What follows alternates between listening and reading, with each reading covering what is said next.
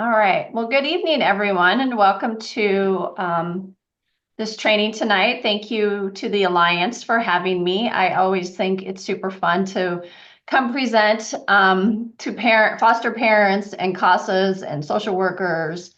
Um, I'm Stacey Klim. I am the foster care program supervisor at OSPI. OSPI is the state education agency. I'm also a former foster parent. We adopted our daughter out of foster care. And many, many moons ago, when I lived in Idaho, I was a CASA and I loved doing that work so much. So I love our CASAs and foster parents. I feel connected to you guys a lot. I'm also a former teacher, and now I'm working in this field at the state education agency. OSPI has their vision, their mission, their values, and their equity statement. And you're going to get this PowerPoint after the presentation, so you can go back and read through all these if you want. But the one I really like to talk about is our mission. And our mission is transform K-12 education to a system that is centered on closing those opportunity gaps and is characterized by high expectations for all students and educators. And I feel that one really kind of resonates with me in the foster care field because there is quite a gap between non-foster care students and foster care students. So I think it's really important that we work hard to close those gaps. Also, I like to take time to recognize the tribal lands that our office sits on. That is our office building. It is downtown Olympia. It is the old Capitol building. So this was the first Capitol building in our state. And that's a picture of me my sister took when she visited.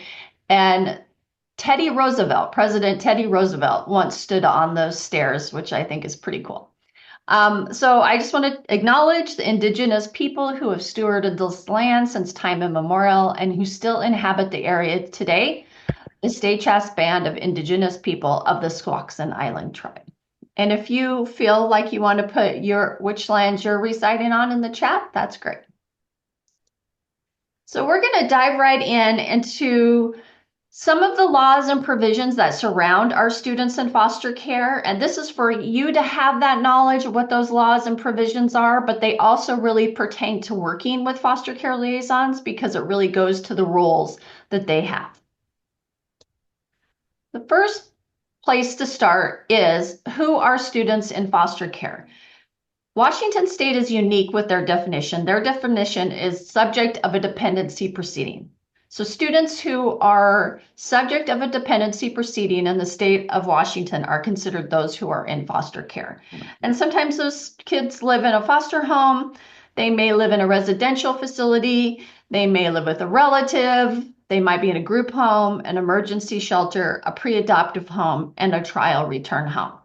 This is a really important thing for our schools to know because a lot of times kiddos go back to their home for a trial return home, and sometimes schools will say, oh, well, they're not in foster care anymore. So it's really important that schools always remember that language, subject of a dependency proceeding. And so if you're working with the schools and they might ask you that question, then that's why they're asking you that question so that they understand if the student is in foster care. And this does include our children who are under tribal child welfare and unaccompanied refugee minors, which is the program through DSHS, which some people call federal foster care. So in 2008, the federal government really recognized there's some issues going on with our kids at school who are in foster care. And so throughout the years, there has been a few milestones that have led to progress in how we serve our students in foster care. And we're going to go through each one of these.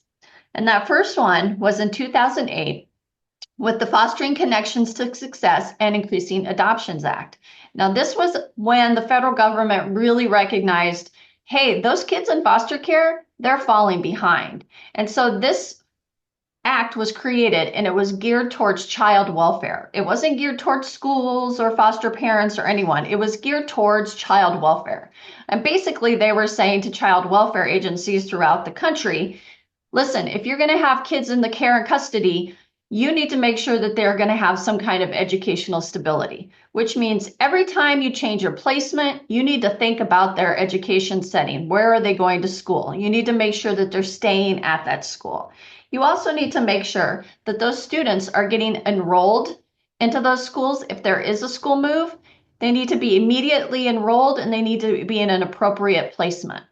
So this was really geared towards child welfare. And then child welfare came back and said, well, that's great, but schools won't give us any of the education records, which really was a roadblock for them. They weren't able to really keep up on education when schools wouldn't share the information with them. So they altered FERPA, which is the sharing records and information with other people other than parents. So they altered FERPA in what is known as the Uninterrupted Scholars Act. And this is what gives some of you access to records, because the government said, okay, schools, you have to give these records to child welfare and anyone working with the student in foster care, and you can do that now without parental consent. And so that was really a key piece that really allowed schools to be able to share that information with parties other than the parents. And then that kind of led to this whole idea of sharing records and data. And so what the government and Washington State really realized was, hey, child welfare needs those records. Caretakers, foster parents, they need access to school records. Schools need to know who foster care students are in their school district, and schools need to be able to exchange information with each other. So that Uninterrupted Scholars Act really set about a lot of different ways of how we are sharing student information. There's also a lot of ways that it's protected. And one way Washington did that was created a data sharing agreement between OSPI and DCYF. For example, the DSA, which is the data sharing agreement, has a lot of, it's about 80 pages long. It has a lot of information about who can see what. I cannot even see the kids that are in foster care in our school districts. It's a very tight document. But basically, it allowed OSPI and DCYF to begin to share student information. And we do that through our two computer systems. So a student goes into foster care that day, a social worker, caseworker enters the child's information into FamLink. FamLink is the program that DCYF uses. And then every night, DCYF's computer communicates with our computer at OSPI. And so then OSPI says, oh, Joe Smith is now in foster care. Here's what grade Joe Smith is in. Here's his student ID number. Here's the school he goes to. That information all goes back over to DCYF the same night. And so then DCYF is then able to identify where the student goes to school. And then OSPI on our end is able to say, oh, now Joe Smith is in foster care, and we can send that information on to our school districts. So this is how our information is exchanged. It's not perfect. Sometimes a social worker, not because they're being bad or anything, might put in the wrong date. Maybe their finger slipped and instead of January 1st, they put January 2nd. And so then it comes over to OSPI, and OSPI says, we don't know who Joe Smith is. We don't know anyone with that birth date, and it'll go back to DCYF. So there are definite issues sometimes. It's not a perfect system, but this is how we exchange information. And then finally, in 2015, the federal government said, hey, maybe this isn't just a child welfare thing. Maybe we should really kind of have our schools do a few things. Thankfully, they did. And so this is federal education law. ESSA is federal education law. And what Washington did was they took all the federal education provisions for foster care and they made them state law too. So everything that's federal law is also state law. And these are the provisions and laws that the schools must follow. And there's 4 of them that we really focus on. We're going to go through each one. And so that first one is that every school district is required to designate a foster care liaison. And that liaison is at the district level. And so they're kind of overseeing all the kiddos in foster care in their district. Washington is one of the only states who took it one step further and said, it's really awesome that we have foster care liaisons, but sometimes in these big districts, they're at the district level and they never see these kids. And just managing them is really not enough to provide some success. So just a few years ago, I think it was about 3 years ago, Washington State said, okay, now we need to have a building point of contact in every K-12 public school building. And it cannot be one person who goes through all those buildings. It has to be one person in each building. And that building point of contact is the eyes on the kiddo. And they're kind of making sure there's some supports at the school. And we're going to talk about both foster care liaisons and building point of contact duties a little bit later. But if you're wondering, how do I find out who they are? Like, I need to contact that foster care liaison. We have it on our website. All school districts are required to update that information and let us know who that person is. So you can get onto our website, and when you get this PowerPoint, all of these links will link you right to those pages, so you don't have to worry about having to find them. And you can just, for your foster care liaison, you can just type in the name of the school district and it will tell you who it is. Sometimes there's one, sometimes there's 4 or 5. And the same with our building points of contact. If you want to figure out who's that building point of contact where my kiddo is going to school, you could put in the school and you could put the school district or just one or the other, and then you can apply it and it'll tell you who it is. Most of the building points of contacts are counselors or some kind of social worker in the building. If it's a very small building, it's sometimes the principal. Same thing with foster care liaison. Some of our small districts, the foster care liaison is the superintendent. So every district is different, but this is how you find them.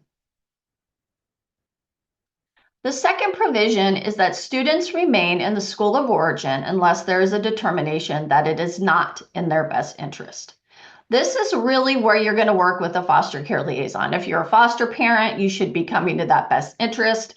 If you're a CASA, you can be going to that best interest too. It's the responsibility of the foster care liaison and DCYF to organize these meetings, but you want to make sure that you're attending.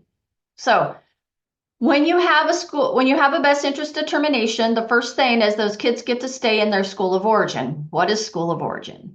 The school of origin is that school in which the student is attending and enrolled into at the time of a placement change.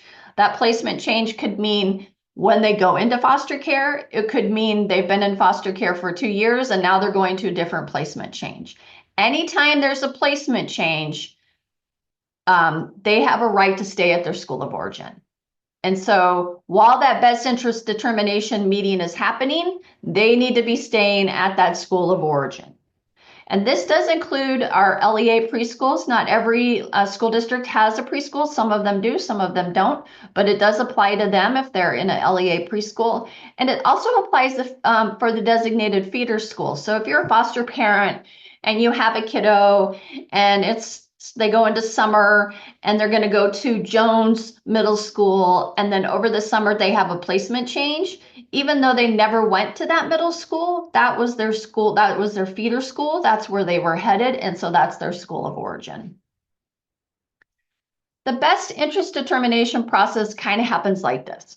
Student goes into foster care or there's been a change in placement. The school zone or district changes. If they are moved in the same school zone, then you don't need to have a best interest because there's no need to talk about what school's in the best interest because they're not changing schools. So the only time you'll have that best interest determination is when the school district or the school zone changes. What should happen is DCYF should be notifying the foster care liaison with the school notification form. If you haven't seen that, you'll see it in a little bit. That will indicate to the foster care liaison there's been a change in placement, or they've entered into foster care, here's all the information, and that will kind of trigger that best interest determination process. Or they could also run that report that I showed you earlier through the data sharing agreement. The foster care liaison could run the foster care CEDARS report, and then they'll be able to identify that student is in foster care now. And then DCYF, it could be the caseworker, or it could be the regional education lead. DCYF has a regional education lead in all 6 of the regions, and the foster care liaison, they will all work together to schedule that best interest determination. And while that all happens, again, the student remains at the school of origin. The school district of the school of origin is required to be transporting them. So if they've moved to your house and you're in a different school district or zone from where They are going to school from their school of origin. They should be getting transportation to and from school. So student placements and best interest determinations, again, those best interest determinations need to be made as quickly as possible, because if they've moved to your home and they're going to school way over here, that's a lot. That's a lot of change, a new home, and now they're having to be transported maybe a far way away to their school of origin. You want to make sure that everything gets settled as quickly as possible for them. And again, while that happens, they stay at their school of origin. Every effort should be made to gather meaningful input from relevant and appropriate persons. These meetings can get kind of big, especially if these kids have special needs. If they have an IEP or 504, a lot of people start to get involved. But you really want to make sure that the people that are really involved in that kiddo's life are there, because there's a lot that's discussed at that best interest meeting. And we do have a best interest determination toolkit on our website that shows you, here's the process, here's who should be there, here's the questions to consider, and there's a link in our presentation later that you can go to. But this is a really important meeting. If you're a CASA, if you're a foster parent, and you have information, you should be at that meeting to help the school districts and DCYF decide which is the best school for them. It is a collaborative process. It is not one person coming in and saying, no, they're just going to go to this school. Everyone has to agree in this meeting, because it really is focused on the kid. So you're going to be looking at those student-centered factors, like what grade are they in? When you move kids in high school, really, really tough, because they're going to lose credit. They're going to lose a lot of their social. They're going to lose maybe extracurricular, maybe they're in sports. So grade level is really important. How old they are. Do they have special needs? Do they have an IEP? What time of the school year is it? If it's September, first week in September, okay. If it's February, do we really want to move a kid in the middle of the school year? That's really detrimental to their academic progress. Studies have shown that every time you move a student out of their school to a new school, they lose 4 to 6 months of academic progress. You want to look at the length of placement. We have a shortage of foster homes, and sometimes these kids are placed somewhere for a couple weeks while they find a different home for them. You don't want to move a kid to a different school for 2 weeks. That's way, way too disruptive for them. And then you want to look at those existing connections at the school. Sometimes these kids have siblings at their school, and they're all in different foster homes, and that's really, really important to them. I talked about the school notification form. This is the form the DCYF caseworker should be providing to the foster care liaison. It has all the information about the caseworker. It has information about the student. There's a check mark box there for if they have an IEP. There's a section there for people who should not have contact with the parent or with the child. Sometimes that might even be a parent. So this information should be going to the foster care liaison. On the back is like a kind of a mini little checklist. It's not very thorough, but it's a mini little checklist for that best interest determination. When you check the box for the IEP or 504, there's a section there that's called who's the educational decision maker. So who has those rights? It is always the parent first, because unless the court has ordered them that they do not have the right to make educational decisions, it's always the parent first. And we emphasize this to our school districts a lot. You should continually be reaching out to the parent, because the whole goal is for reunification. And if they are reunified, you don't want to, have a bad relationship with that parent. So always make sure you're reaching out to the parent. That's what we tell our school districts. Then it's the caregiver. They have a right to be making those day-to-day education decisions. And if you're a foster parent, you can also serve as the parent in special education decisions. DCYF cannot do that. We'll talk about that in a little bit. The parent and the foster parent can serve as the parent in special education and the IEP decisions. DCYF is authorized. They can also make day-to-day decisions, but they can't be special education decision maker. So this is the guidance that we give to our districts in case you ever have any questions, like why is the district doing that? This is what we tell our districts: always the parent. Can't get a hold of them, they're not responding, go to the foster parent. if it's just a simple day-to-day thing, reach out to the foster parent, but if it's a bigger kind of thing, always also reach out to the parent. Okay, and the third requirement is students in foster care are entitled to immediate enrollment even without documents normally required. This is a big one to remember because sometimes we have districts who say, okay, we're going to have this new kid. He's maybe got an IEP or he's got some behavior issues. It's going to take us a while to figure out where he's going to go to school, which schools, the school placement that he has, which classroom is best, and they kind of delay. And so this is really important for you guys to remember as foster parents, as CASAs, to remember that these kids are entitled to immediate enrollment. And immediate is unfortunately not defined in the federal government or by the state, but at OSPI, we've taken it to mean within 3 days. We don't want to see kids out of school for more than 3 days.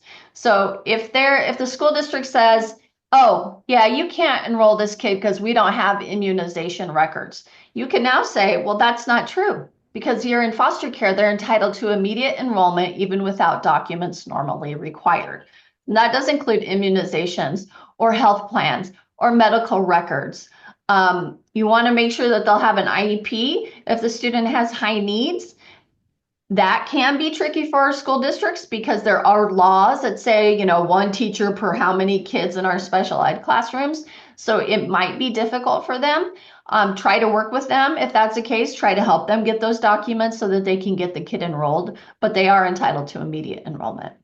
And let me also clarify, immediate enrollment and attending. Some districts will say, well, we did enroll them. We enrolled them last week, but they're not attending. So they have to be immediately enrolled and attending.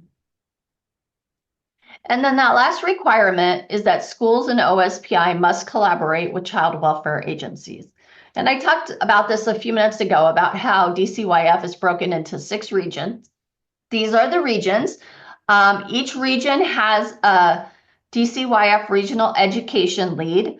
On that page on my website that has the foster care liaisons, if you scroll down, you will see who those DCYF regional education leads are. We have a list of them and you'll know how to reach out to them. But this is how DCYF is structured. And to make it so easy, this is how our education system is structured in Washington State. It does not align with the regions. It's organized by ESDs. So on the right side there, you'll see the ESDs, educational service districts, and then all of the school districts are on the left. But it doesn't align. Some of the ESDs are in different regions of DCYF, but this is how our school system works on the education side. I did talk a little bit earlier about transportation, getting kids to school. So when it's determined that it's in the best interest of the student to remain at their school of origin, and while that best interest determination process happens, the student is entitled to transportation by that school district. So they need to be getting to school. It may take a day. We know bus routes are difficult. We know we have a huge shortage of bus drivers. We also, have a huge shortage of school staff, like DCYF has a huge shortage of caseworkers, but they are entitled to that transportation.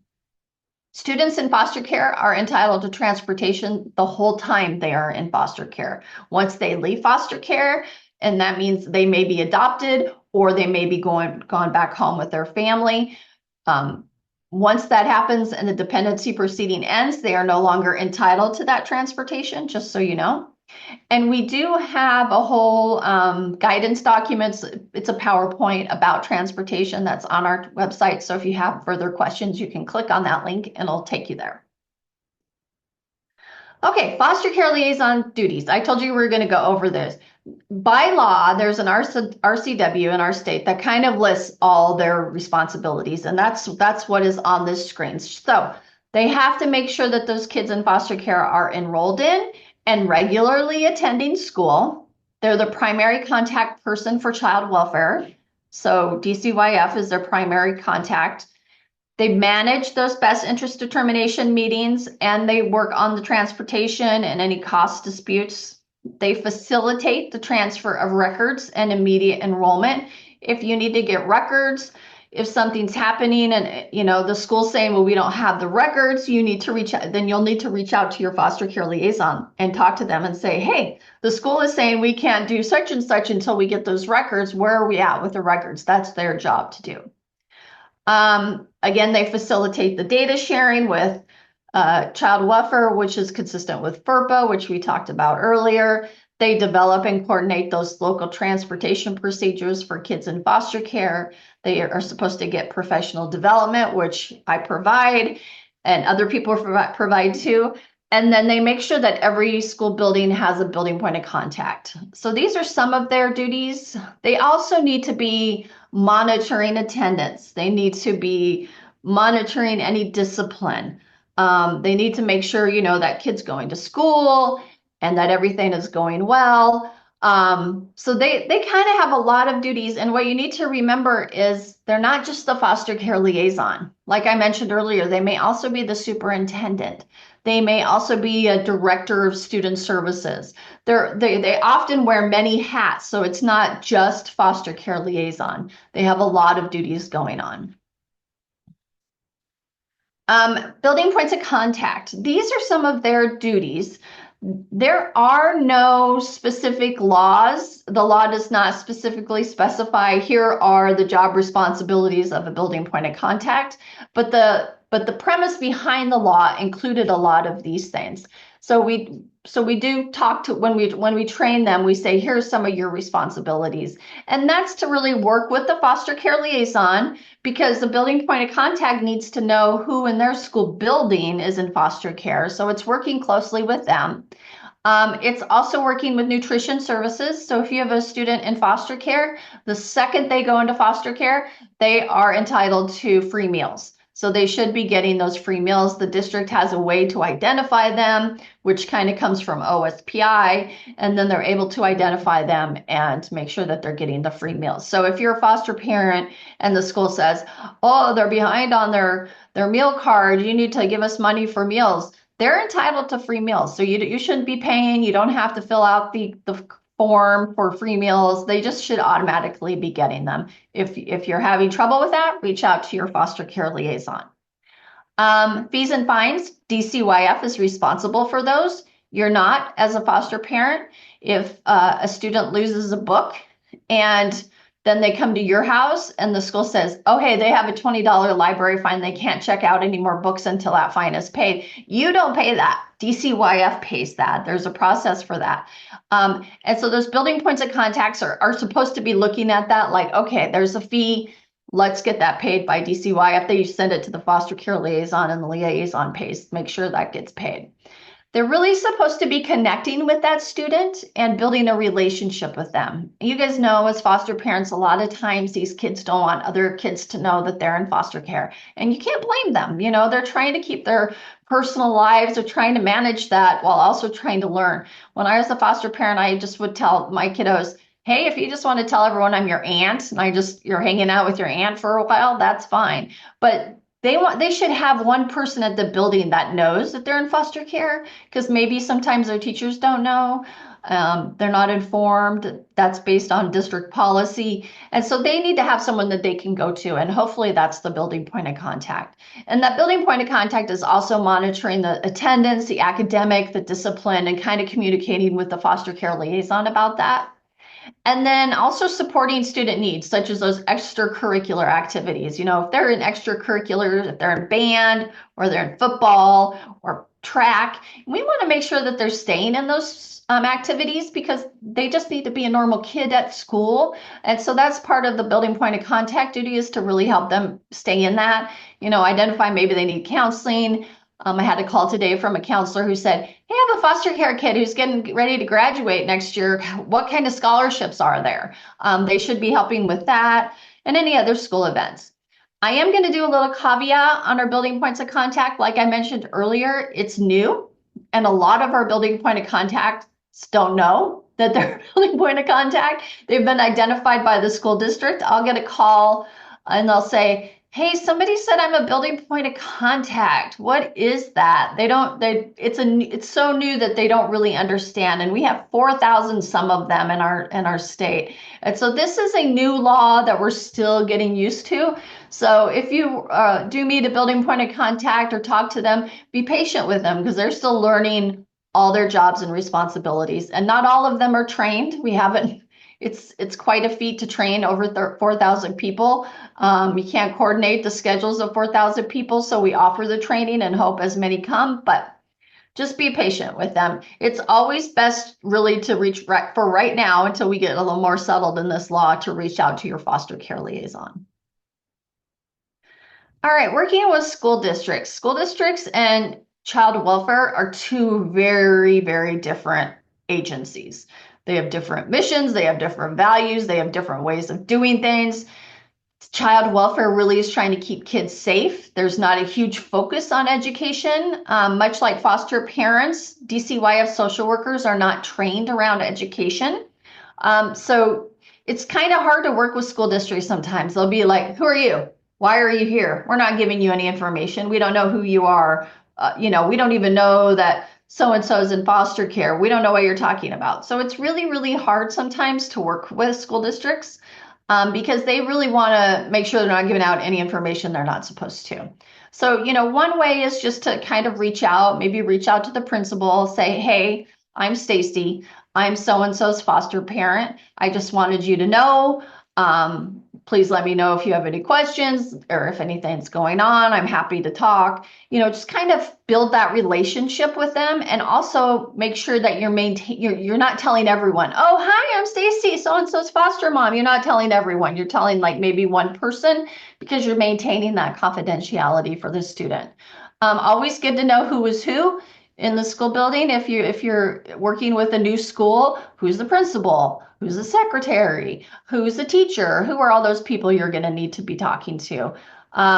Maybe reach out to that building point of contact, let them know who you are, work with those foster care liaisons. And then, my job at OSPI is to work with our 295 school districts and to help our school foster care liaisons and our building points of contact. But my job is also to help you guys, because at the end of the day, the people I serve are our foster care students. So you can always reach out to me at any time.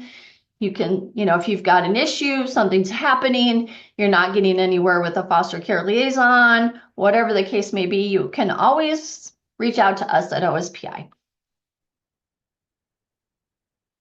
Okay, I'm going to talk a little bit about special education. So I don't know that I mentioned it when I introduced I introduced myself, but I'm also a special needs mama. My son, our biological son, was born with special needs. And so special education is really important to me. It's also really important to me because about half of our students in foster care are also identified as having special needs. So special education is a difficult system, even harder than any education system. It's this whole different ballgame. It's its whole different mess that you have to traipse through when you're a foster parent or a CASA. So a lot of times people will say, well, this is where special education is in our building. Special education isn't a place, it's a service. It's a service and supports for students. So always remember that students in foster care can also be special ed students. Special ed students are also foster care. There are rules and laws that pertain to both of them. One doesn't trump the other. They're both protected under these two different categories. Sometimes with special ed kids that are in foster care, people forget, oh, they're not entitled to immediate enrollment. They're not entitled to free meals. They forget all that stuff and just focus on the special education. So when you get in those positions, you can also remind school districts, hey, it's not just special ed. He's also in foster care. So he has these protections over on this side too, not just over here. And I always just like to say that because I think people get a one-track mind. Well, they're special ed. And then it's like, well, yes, but they also are entitled to these foster care provisions. So just a little, that's my little soapbox I get on. Who can serve as that parent in special education decisions? The biological or adoptive parent can serve. The caregiver or the foster parent can serve. if a child is living with grandma who's in, maybe they're in kinship care, but they're still in foster care, and that's the person who's acting as the parent, that person can serve as the parent in the special education decision. A surrogate parent, sometimes biological parents aren't around, they're not engaging. Foster parents are like, I don't know anything about special ed, and I don't want to be making decisions because, that's not really my role. And then we get to the point where there's no parent for the student in special education. So the school district has a process to appoint a surrogate that is a non-party, they're not biased whatsoever. It's just like this individual who could come in and serve as a surrogate parent. The court may appoint someone also. And if the student, doesn't have extensive needs and is able to make decisions once they turn 18, then they can have those rights transferred to themselves. Federal law prohibits a DCYF caseworker, a group home staff, and treehouse representatives from being in the special education decision maker. So if they're living in a group home, nobody there can make those decisions. DCYF, they can come to the meetings, they can hear about the meetings, but they cannot sign off and make any decisions. But always remember that the first person is always the parent. So if you're a foster parent, and you get an invite for an IEP, you might want to check with the school, say, hey, I got this invite for an IEP meeting, but I just want to make sure that you checked with the biological parent because they may have a history of working, with the special education department on their child's IEP and they may know more. This is how DCYF has started to identify who the parent is. And this is a chart that I came up with and worked with DCYF on a little bit about how do we do this. So there's a series of questions. So when a social worker goes into that school notification form and they click that there is an IEP, this chart will come up to determine who is that person who will make those educational decisions. And so then if they're not 18 or older, then of course the first rule is birth adoptive parents. And then if they're not able to do it, can the foster parent do it? And if they can't do it, is there a court-appointed educational decision maker? If there is not one, then you leave it blank, and the school is going to have to identify that surrogate parent. But if the foster parent says, yeah, I'll do it, then they're the decision maker. So that's kind of how this goes. This is what DCYF is working on. So I just wanted you guys to see it, and you can look at it closer when you get the slide deck. Children in foster care experience much higher levels of residential and school instability than their peers and are more likely to face a variety of academic difficulties. You probably have heard this maybe, but let me show you what's happening in our state. 40% of our students in foster care are considered chronically absent. You could see in 2022-23 that only 59% of them had regular attendance.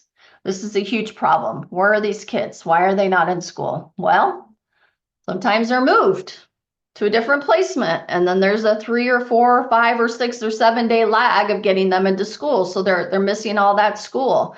Sometimes they have court appointments, or they're supposed to go visit their parents, or they have a counseling appointment. Those absences that are directly related to their dependency are supposed to be excused. So if you have a foster care kiddo and they're required to go to a visit with their biological parents or go to counseling or go to a doctor appointment, anything that's related to their dependency, make sure that the school is considered giving them an excused absence. And, you can always, if they say no, they were absent, you can say, well, it was due to their dependency. There's a WAC, which is a Washington Administrative Code, that says they have to be excused. I'll tell you where that's at in a little bit so you can reference it. How are they doing academically? Really, really, really, really bad. Look at these scores. So the kids in purple are our foster care kids. This is our assessments for last year, 23-24. You can see how abysmal these kids are doing. And this is a lot due to they're not going to school. They're missing school. when they, like I told you, they lose 4 to 6 months of academic progress every time we move them. They're falling further and further and further behind. And this is an example of how that is happening. What's happening with our kids in foster care? Trauma. How do we respond to trauma? Behaviors, right? So they're having trauma in their birth home with their biological parents. Then they're moved to foster care, and we know even that is traumatic because they're going to live with strangers. You know, I had these glassy, foggy sunglasses on thinking, oh, when we became foster parents, oh, we have a brand new house and we're in this great neighborhood and we have a dog and a cat and it's going to be great. These kids were still traumatized coming to our home, no matter how nice we were and how much food we had and how safe we were, because we were strangers. So they've had trauma at home. They have trauma with every foster care placement. If they're moving schools, they're having to meet new people and try to learn how to do all that again. It's a lot. These kids carry a lot of trauma, and they respond to that by having behaviors. And so they're getting disciplined at much higher rates than any other group that we have. Even our homeless kids don't get disciplined this much. You can see the purple in 22-23, 14.8% of them are getting disciplined and that means they're missing at least 2 or more days of school. And that is just not okay. And it's a systemic problem that we're working on discipline at OSPI, but it's going to take years to really get all districts to understand they're not bad kids. They just have trauma. And how does that all add up? Well, in 22-23, 30% of these kids dropped out of school. Only 53% of them graduated. They're not doing great.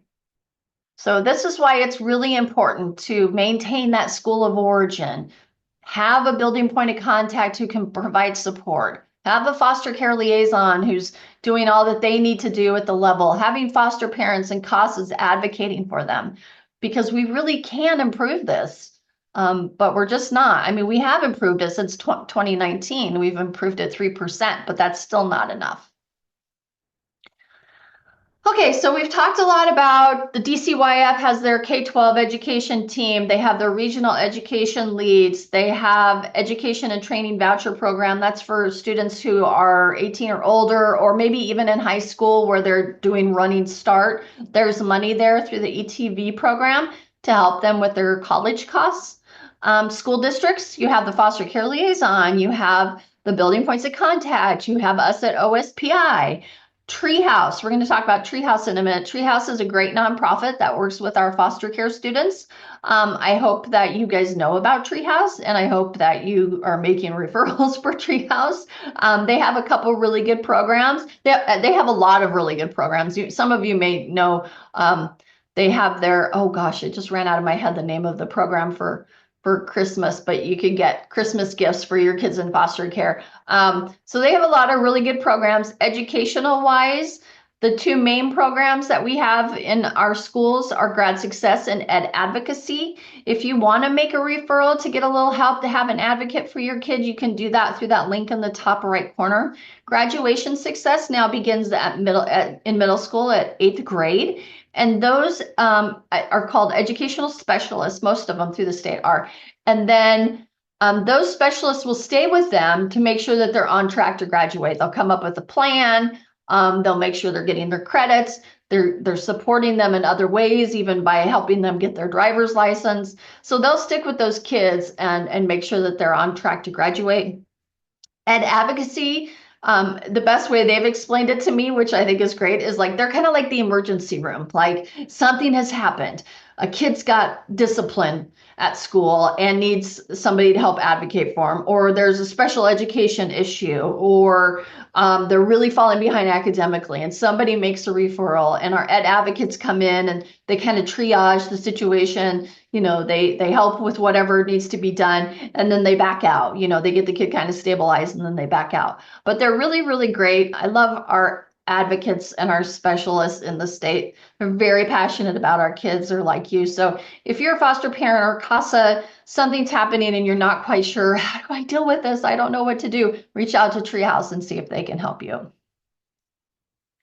All right, I talked about that guidance about attendance, and you can find that on our website. And so this is our website. All of these are links. So I talked about how you could find the foster care liaison, your building point of contact. You can look at the state and federal laws, which are all on our website. And then you can find information on post-secondary resources, how to get kids scholarships to get to school. But if you look at our view toolkits and additional resources, we have a foster care liaison toolkit, we have a building point of contact toolkit, we have a best interest determination toolkit, which I talked a little bit about. In the foster care liaison toolkit, there's a document called legal guidance, and it has all the laws. It's 13 pages, it has all the laws that apply to students in foster care. And that is where you'll find the attendance WAC that I referenced. And best interest determination toolkit is really great if you're getting ready to go into one of those. I have the process. There's a document in there that's like 2 or 3 pages long. So here's all the questions to consider. Here's who should be at the meetings. So just take a little time going through that and see if there's stuff that can help you as you navigate this foster care education field. And that's all. That's it. You can contact me anytime. Savannah is my specialist, and she is out on maternity leave. So we have a new member of our foster care team at OSPI. His name is Theo. So you can always reach out to Savannah after February. She won't be back till February, but you always can reach out to me. That's my cell and my email, and I'm happy to answer any questions anytime. So I'm going to stop sharing.